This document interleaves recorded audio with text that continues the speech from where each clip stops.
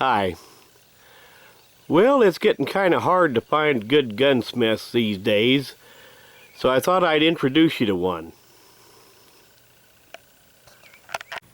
And he does carry a wide variety of stuff. I spy a Wilson Combat in there. There's a SIG 210 back there.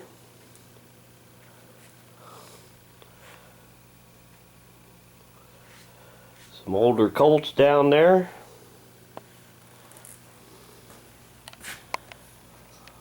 Okay, go ahead.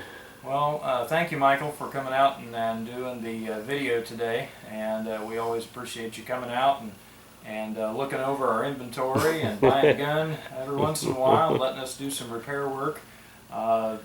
Started this business in 2014. I grew up around firearms and got to working in a couple of other shops in another part of the state, working on their guns on a part-time basis. And by that time, I already had a mortgage and a family, and so I didn't get a chance to go to school, but I did learn from several other people on how to work on firearms, and I'm always trying to get education myself. I spend several weeks a year traveling to different classes and courses. I just come back from Murray State College here a couple weeks ago from a class. But anyway, built the showroom in 2017, and the business had grown so much by the time 2018 that I had to quit my other job. So I've been here for 3 years now, full-time, and we've got over 300 firearms at the moment. Most are new, some are used. We have trade-ins, we have consignments, and I'll show you a little bit here in the back. Okay.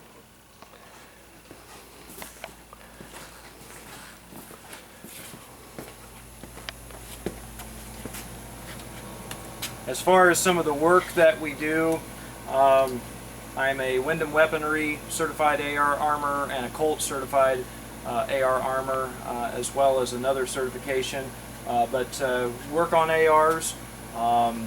If you have someone tell you that building an AR is like building Legos, then you need to ignore them, because there's more to it than that. Tolerances matter, material matters, mil-spec is more than just measurements and threads. It's also the material and the testing and all of that. So this is my AR workstation for the most part, just different jigs and fixturing where I can rebarrel and replace parts and work on that. Of course, the old vise that gets used for a lot of the different projects. This is a cheap bench drill press they use for nothing real fine. Just other basic gunsmithing tools as we move into the toolbox area. This is my workbench. You can never have enough room. You can never seem to have enough space to be able to work. And then you must not be able to have enough tools, because I can never seem to find the ones I'm looking for. But I know they're in here somewhere, and I've got a lot of them. Right here I'm doing a no-no that us as firearm lovers hate. I'm drilling and tapping for a customer, not me.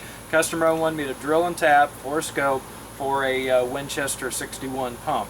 And this is not where I'll do the drill and tapping. I'm just laying it out right now and getting all the measurements on it so I can put some Weaver bases on there.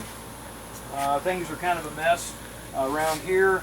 Maybe if you follow me, wade through the piles. This is where well, if things look perfect, nobody would think you was actually doing anything. Right. Drill and press while I'll be drill and tapping. I have a small lathe here for making firing pins and just, small parts and such. On the other side is a larger ultrasonic cleaner. This is basically the safe where I keep the customer's repairs. I'm anywhere from... Yeah, I believe one of them in there is mine, I believe. Probably so. I'm anywhere, between 40 to 75 repairs at any given time, and so that keeps me fairly busy between trying to sell and trying to repair. It does keep me busy out here in the middle of nowhere, And I do have a couple of guys, 2 or 3 guys that work for me on a part-time basis, but pretty much just in the selling and showroom department, keeping the customers busy while I'm making less money working on stuff. So that's how it goes. But yeah, that's pretty much the shop. It's not a fancy operation or anything, but it keeps me busy, and hopefully we're providing good services for our customers. Okay, when I post this video, I'll put a link to your Facebook page and your website, so they know where to get a hold of you. And sure. And he does good work. So it's hard to find a good gunsmith these days. So if you got something that needs worked on and you can't find anybody locally, give Josh a call and see what he's got to say about it. And one thing that I would like to say is I'm real careful about that term gunsmith. When people ask, do you have a gunsmith there, or do you do gunsmithing, I say, what do you need? Because, in my opinion, a true gunsmith historically is someone who makes a gun. I don't make them, I just repair them. I don't make the cars, I just fix the cars, type of thing. There's a lot of guns I work on, there's some I don't like to. I probably need to make a list of ones I don't want to, because lots of times people don't want to pay to get them fixed. They're not worth fixing sometimes. But anything can be fixed, but it's just how much you want to pay for it. Things as far as what I like to work on, my favorite gun to work on are the Smith & Wesson revolvers, and had some training in regards to working on those, and just really enjoy doing action jobs and repair work, and do all the getting the cylinder and headspace back into spec and such. And so if you have any issues like that, yeah, feel free. I've got one coming to me this week from California to work on a K-frame, so looking forward to getting that done and back out. So some things are fun to work on, some things are not so much fun. Well, isn't that the way with any job? Right. Well, anyway, I'm sure there'll be people out there that'll be interested. Sure. So I'll see if I can't get this posted, say Sunday or Monday, and that would be great. I would appreciate it. Want to tell them about your truck out there? They're the Soap Creek Armory, the official pickup.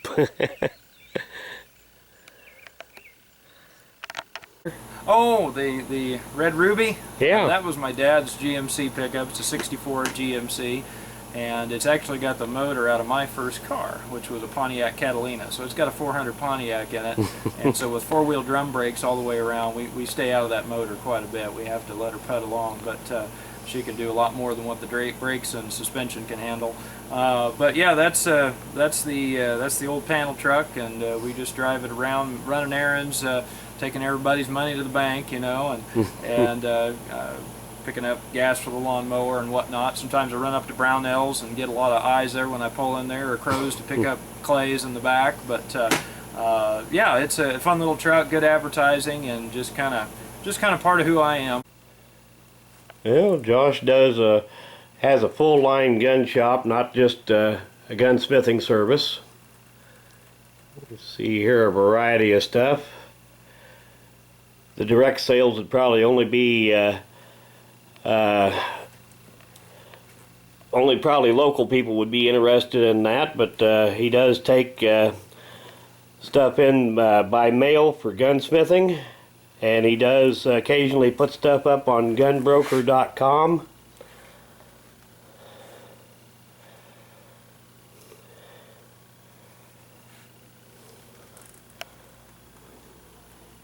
You can see there he just got a nice selection of older Smith & Wesson revolvers in on consignment.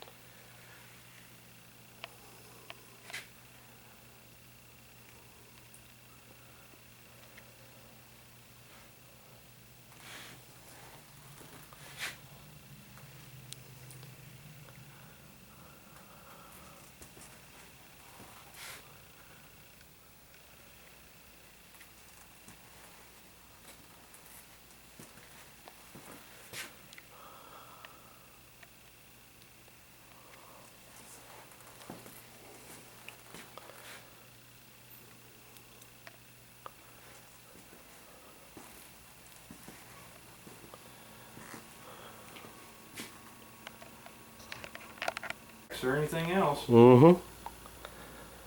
Yeah, but as far as firearms, he keeps a wide selection of stuff. There's everything from your basic drag through the bushes shotgun to nice trap guns. Whole bunch of those fancy Henry 22 lever actions in there. I think there's even a couple of double-barreled 410 side-by-sides back there.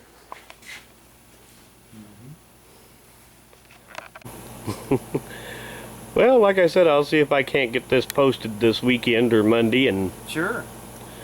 maybe it'll drum up a little business for you and help some people out that's looking for a gun, somebody to work on a gun if you don't want to be called a gunsmith.